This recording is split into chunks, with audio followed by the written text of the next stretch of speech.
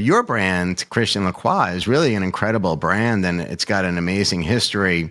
The founder, Christian Lacroix, the individual, is a French-born designer, born in Arles, and I know that early on he was inspired. I think he told his father. His father asked him, "What does he want to do with his career?" And I believe he said that he wants to be Christian Dior. Tell us a little bit about how this company came to be. The company came to be, was created in 1987, and the first runway, haute couture runway. And I don't know if you want me to go into a little bit of the explanation of what haute couture means, or actually meant at the time, because it's a little different now. Haute couture is a trade that's supervised under the Ministry of Industry in France, or at least it was then. I haven't done haute couture since 2009, so maybe I'm old in the way it's run now. But at the time, it was a trade, and it was an appellation, as we say in French, which is basically a stamp. You could call yourself a couture house if you were approved by the Ministry of Industry, and that dated back to the 50s roughly. And basically had a number of rules where you needed to have two atelier or workshop. Workshop doesn't give a perfect translation, but it's an atelier, and you need to have one which was tailored for tailored clothing. One was more for flou, which is more dresses, less structured, and you needed to have those ateliers be based in Paris. You needed to have a certain amount of seamstress and seamstresses in those ateliers, and you were making one of a kind, made to measure, made by hand, dresses or suits or products. So that's really what a couture was. So at the time, Christian, which actually didn't go to fashion school, he went to the L'École du Louvre, which is a museum school, to become a curator or to work in the museum industry, and that's really his passion, you can tell. And he started showing some sketches because he's a very talented designer, and ended up working at Hermès for a few years, and then was hired by Jean Patou, which was a famed couture house at the time. Mostly known today, it's been revived, but it's very well known for its fragrances. And that was in the early 1980s, went on to win 2 d'Or, which is the equivalent of the recognition of the best designer in couture of that year.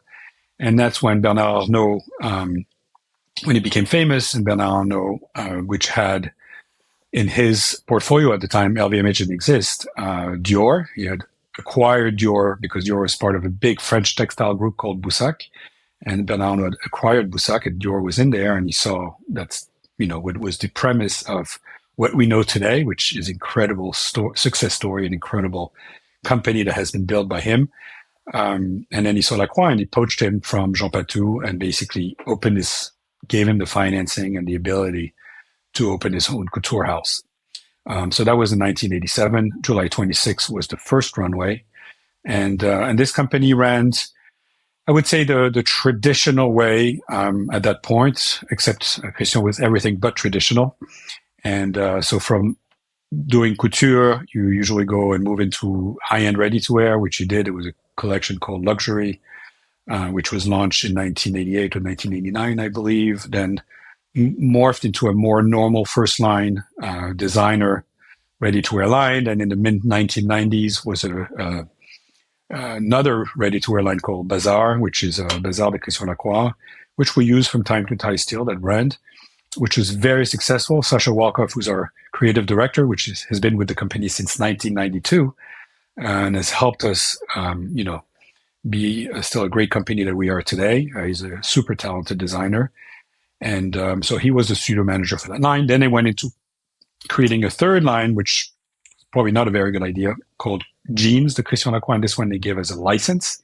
And the licensee basically was copying Bazar. And so when we came to the picture in 2005, when we acquired the business from LVMH, when I say we, I work with a family that's based in the US, the Fairlick family, and their main business is in travel retail.